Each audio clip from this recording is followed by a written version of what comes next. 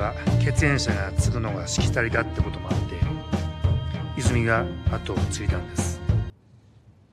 あんたたちが町を乗っ取った方がみんな幸せになるのかもしれない。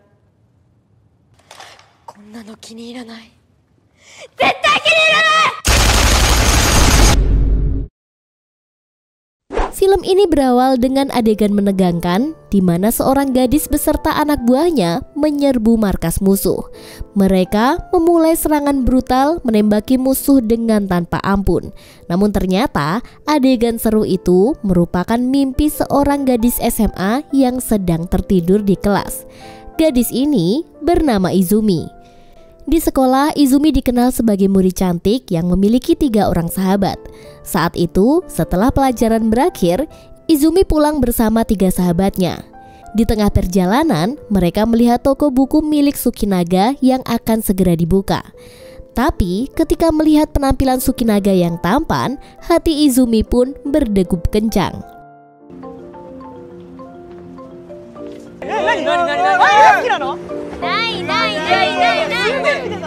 Begitu sampai di rumah, Izumi disambut oleh 3 karyawannya. Tidak banyak yang tahu jika gadis SMA ini ternyata pemilik sebuah kafe. Namun di balik itu ada cerita panjang Izumi yang terkait dengan Yakuza. Jadi saat masih kecil, Izumi ini merupakan keponakan dari pemimpin Yakuza yang bernama Mekada. Namun setelah ayah Izumi meninggal, paman Mekada mengambil tanggung jawab untuk merawatnya. Dalam upaya menjaga kehidupan Izumi agar tetap normal dan aman, paman Mekada memilih untuk merahasiakan dan selalu menolak dikawal ketika bersama Izumi. Namun suatu hari, saat mengantar Izumi ke sekolah, pamannya diserang oleh orang yang tidak dikenal dan tewas tertembak di depan Izumi. Saat itulah Izumi mengetahui bahwa pamannya ini adalah seorang bos Yakuza. Di tengah kesedihannya, tradisi Yakuza harus tetap dilakukan. Kepemimpinan selalu diwariskan kepada keturunan yang satu darah. Karena itu, meski dengan berat hati, Izumi pun harus menerima takdirnya sebagai pemimpin Yakuza berikutnya. Tugas pertamanya sebagai pemimpin baru adalah membalaskan kematian tragis pamannya. Setelah mendapatkan informasi bahwa klan Hamaguchi lah yang membunuh paman Izumi, dia dan anak buahnya segera menyerang markas klan itu.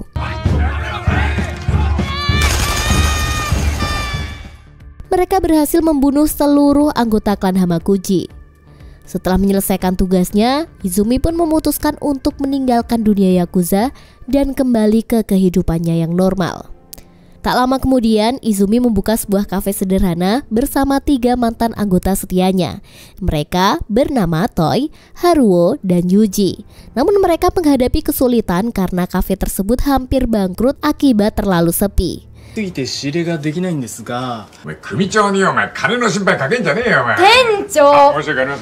Suatu hari, seorang gadis meminta bantuan Izumi.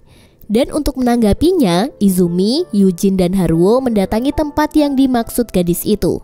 Ternyata di sana mereka menemukan bahwa tempat itu adalah lokasi audisi modeling. Izumi kemudian mengetahui bahwa perusahaan yang menggelar audisi ini bertujuan menjual para gadis itu sebagai penghibur. Sayangnya, manajer perusahaan mengancam Izumi dan teman-temannya dengan masalah besar apabila nekat menghalangi audisi itu.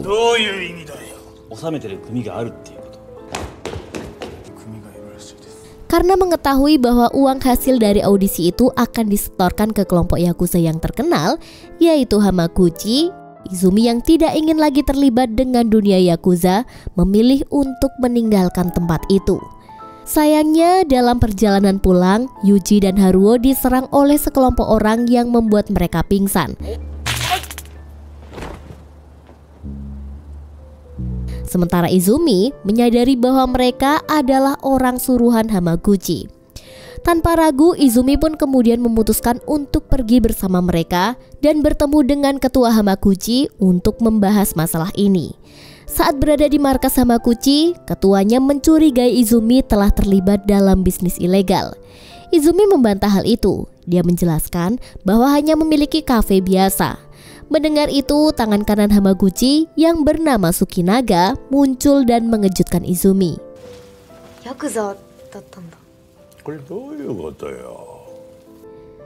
Sukinaga kemudian menuduh Izumi menjual biskuit yang mengandung ganja di wilayah mereka. Tetapi di sini Izumi membantah tuduhan itu. Dia malah menegaskan bahwa Hamaguchi menjalankan bisnis ilegal dengan audisi model palsu. Perdebatan itu tiba-tiba dihentikan ketika Toy muncul untuk menyelamatkannya. Tentu saja hal itu membuat semua orang panik karena Toy mengancam akan meledakkan diri jika mereka tidak melepaskan Izumi. Dengan terpaksa, mereka pun akhirnya melepaskannya. Sukinaga menyimpulkan bahwa mungkin ada pihak lain yang menjual biskuit ganja itu. Dengan itu, Izumi akhirnya bisa pergi dengan selamat. Ternyata dugaan Sukinaga tepat. Di balik semua ini ada sebuah perusahaan bernama Horiuchi. Perusahaan itu dipimpin oleh seseorang bernama Yasui. Dia memiliki ambisi yang besar untuk menguasai seluruh kota dan membuat semua kelompok Yakuza tunduk kepadanya.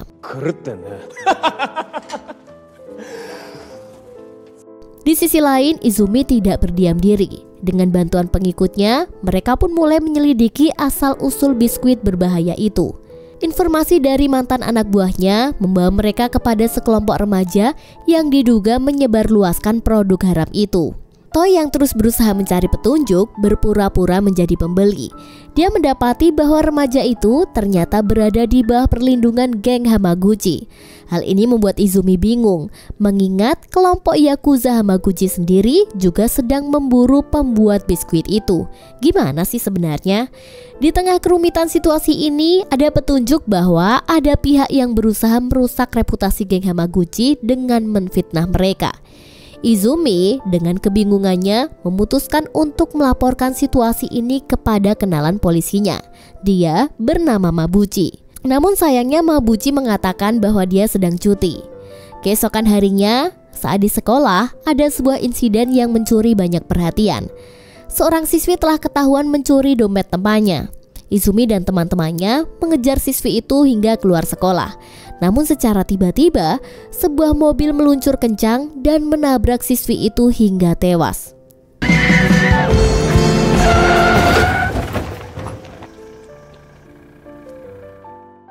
Izumi sangat terkejut saat menyadari bahwa siswi itu memiliki biskuit yang diduga mengandung ganja. Itulah mungkin alasannya mencuri, yaitu demi membeli biskuit itu. Insiden tragis ini membuat Izumi semakin merasa bersalah karena dia belum juga mampu menghentikan peredaran biskuit berbahaya itu yang kini mengancam semua murid di sekolahnya. Situasi menjadi semakin rumit ketika ternyata polisi yang Izumi hubungi sebelumnya yang bernama Mabuchi adalah anak buah Yasui. Informasi dari Izumi justru dimanfaatkan untuk menggerebek dan menyita barang-barang di markas geng Hamaguchi. Tak lama setelah itu, Yasui datang ke markas Hamaguchi dan memberitahu ambisinya. Dia berencana mengatur ulang kota sesuai dengan keinginannya. Namun hal itu langsung ditolak oleh Hamaguchi. Bagi Hamaguchi, metode yang digunakan oleh Yasui adalah cara ilegal dan berpotensi merugikan banyak orang tak bersalah. Namun, Yasui tetap pada pendiriannya.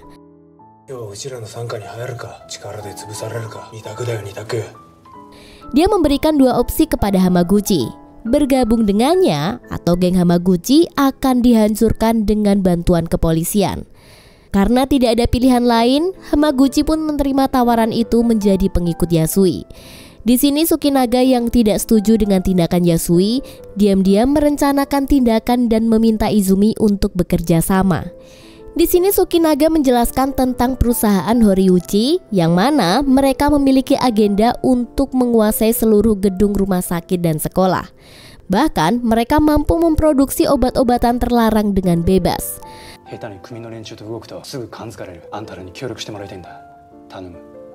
Keesokan harinya, ketika Izumi pulang sekolah, dia terkejut melihat kafenya dikerumuni oleh pendemo. Rupanya Yasui dan anak buahnya telah menyebarkan kabar burung bahwa biskuit ganja yang beredar berasal dari kafe milik Izumi. Warga pun marah. Mereka memprotes dan membuat kerusuhan di sekitar kafe. Situasi semakin memburuk saat Mabuchi yang terlibat dalam konspirasi ini menangkap Toi dengan dakwaan melakukan kekerasan terhadap para pendemo. Tentu saja Izumi tidak bisa berdiam diri. Dia akhirnya menerima ajakan Sukinaga untuk bekerja sama dan mengungkapkan kebenaran. Hari berikutnya, Sukinaga segera mencari remaja yang dulu menjadi kurir narkoboy. Dari remaja ini, informasi penting berhasil didapatkan. Sosok yang mencoreng nama baik Hamaguchi adalah Seta. Dia adalah seorang pembunuh bayaran yang memiliki bekas luka di wajah dan bekerja untuk Yasui. Namun secara tiba-tiba, Izumi dan Sukinaga diserang oleh sekelompok orang bertopeng misterius. Sukinaga pun berhasil melindungi Izumi dan menggagalkan serangan itu.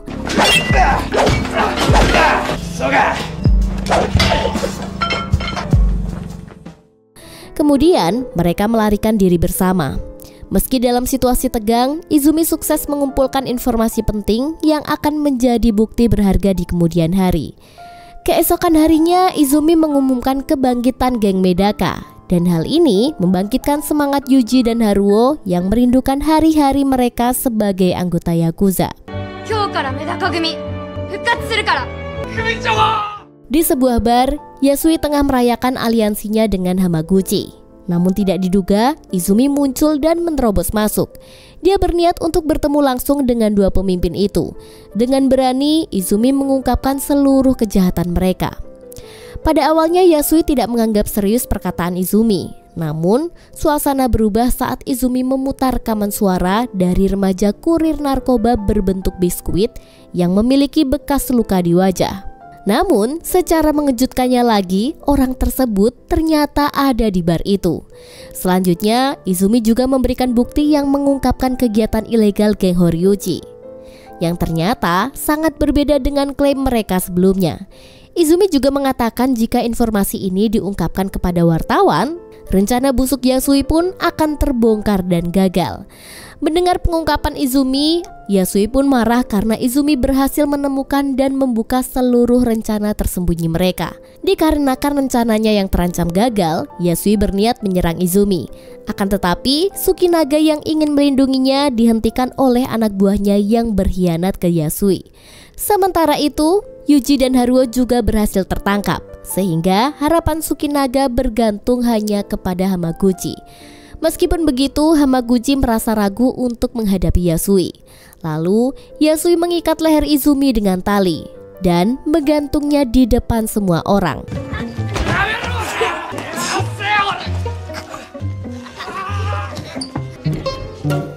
Saat keadaan semakin terpojok, Hamaguchi yang selama ini diam akhirnya bersuara. Dia menolak bekerja sama dengan Yasui. Mendengar penolakan ini, Yasui pun langsung menembak Hamaguchi hingga tewas. Tiba-tiba, Yasui mengungkapkan sebuah fakta yang mengejutkan, yaitu bahwa pembunuh paman Izumi atau pemimpin Medaka sebelumnya ternyata adalah Sukinaga. Koitsu wa na, Medaka gumi no sendai utta otoko da yo.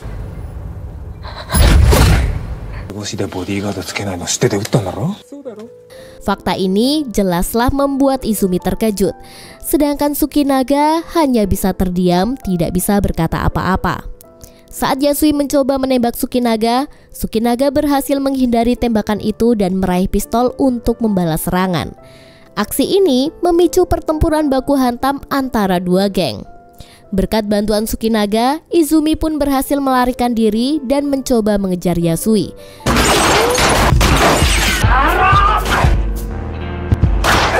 Sementara itu, Izumi menyadari bahwa Mabuchi akan menembak Sukinaga dan berusaha menghentikannya.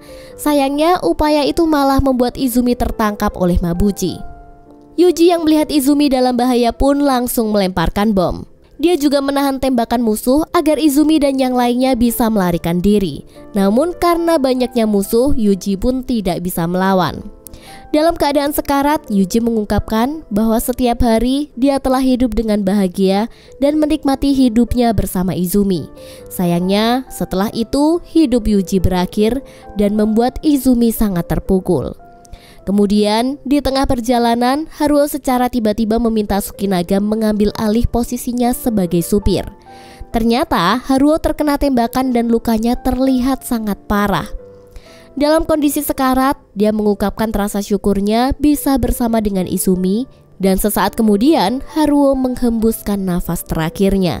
Di sini Izumi sangat sedih karena dua orang paling berharga di hidupnya telah meninggalkannya. Mereka pun mengubur Haruo, dan di sini Izumi merasa kecewa terhadap Tsukinaga yang telah membunuh pamannya. Tsukinaga memberitahu bahwa dia hanya menjalankan perintah dari bosnya. Dia pun membiarkan Izumi untuk menembakinya jika Izumi tidak bisa memaafkannya.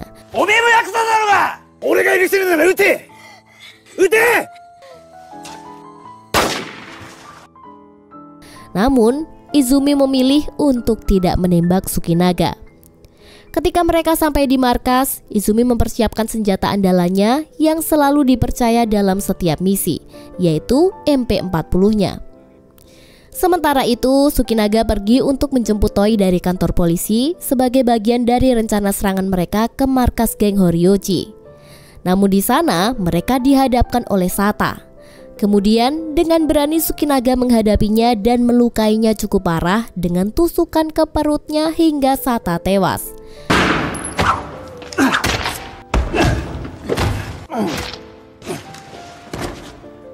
Setelah berhasil mencapai ruang utama, kehadiran mereka tentu saja mengejutkan Yasui.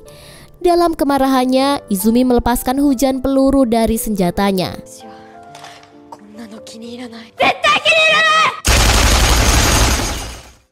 Hal ini membuat semua orang berlindung. Pertempuran sengit pun terjadi kembali dan situasi menjadi semakin kacau. Sayangnya Toi terkena tembakan, dan walaupun dia berusaha untuk bertahan, nasibnya tampaknya akan sama seperti dua temannya. Tak lama setelah itu, Mabuchi dan rekan lainnya memilih untuk menyerah. Namun Yasui nekat dan menembaki mereka. Dan hujan peluru itu menembaki ke arah Izumi. Namun dalam detik-detik terakhir, Tsukinaga berani mempertaruhkan dirinya menjadi perisai dan mendapatkan tembakan yang seharusnya mengenai Izumi. Yasui kembali menyerang Izumi dan melukai tangannya hingga terluka parah dan terjatuh. Namun tidak disangka-sangka, Toi pun bangkit dan langsung menembaki Yasui yang membuatnya tumbang.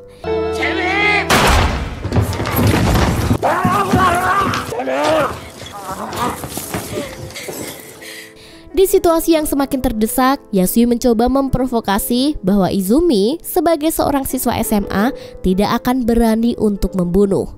Namun Tsukinaga yang tampaknya sudah meninggal tiba-tiba bangkit dan menusuk Yasui hingga tewas. Perasaan duka yang mendalam mulai menyelimuti mereka berdua, dan dalam keadaan terluka parah, Tsukinaga mengungkapkan rasa kagumnya pada kecantikan Izumi. Lalu akhirnya Tsukinaga menyerah pada luka-lukanya dan meninggal di pangkuan Izumi. Izumi pun tak mampu menyembunyikan air matanya dan menangis sejadi-jadinya. Dari pertempuran sengit itu, yang tersisa kini hanyalah Izumi dan Toi. Namun saat polisi tiba, Toi memilih untuk menyerahkan diri agar Izumi dapat kembali menjalani kehidupan normal dan melanjutkan sekolahnya. Walaupun Izumi adalah mantan ketua Yakuza, dia sama sekali tidak pernah membunuh siapapun. Film berakhir dengan Izumi mengunjungi makam pamannya untuk memberikan penghormatan sekaligus mengucapkan perpisahan kepada Yuji dan Haruo. Di sini Izumi juga mengatakan bahwa Toi akan berkunjung ke makam setelah dibebaskan dari penjara. Setelah insiden berdarah itu, keadaan kota menjadi lebih damai.